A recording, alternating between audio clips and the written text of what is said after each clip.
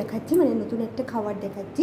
সেটার মধ্যে যে দেখো শুক্তো নিয়েছি, শুক্তোর সঙ্গে আর নিয়েছি হচ্ছে এখানে একটা কুমড়ো দিয়ে বাদাম আর কিশমিশ টিশমিশ দিয়ে একটা করেছি জিরে ফোড়ন দিয়ে। আর এটা করেছি কাঁচকলা যে খোসাটা হয় সেটা সেদ্ধ করে ওটাকে কাজু কিশমিশ বাটা দিয়ে আর একটু জিরে ফোড়ন দিয়ে ওটাকে করেছি।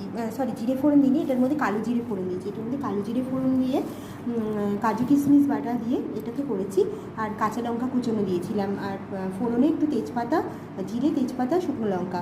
আর এটার মধ্যেও তাই, এটার মধ্যেও দিয়ে দিয়েছি সেরকমভাবেই বাদাম আর কিশমিশ টিশমিশ দিয়ে আর কুমড়ো দিয়ে আর জিরে ফোড়ন আর তেজপাতা, শুকনো লঙ্কা ফোড়ন দিয়ে এটাও করেছি। দুটো কাঁচা লঙ্কা ফেলে দিয়েছিলাম, আর নুন হলুদ যেমন দিয়ে পুরো রান্নাটাই এই দুটো সর্ষের তেলে করা হয়েছে।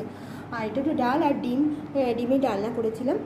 তো সেই রকমই রান্না করছি। তো এই রেসিপিটা অবশ্যই তোমাদের যদি ভালো লাগে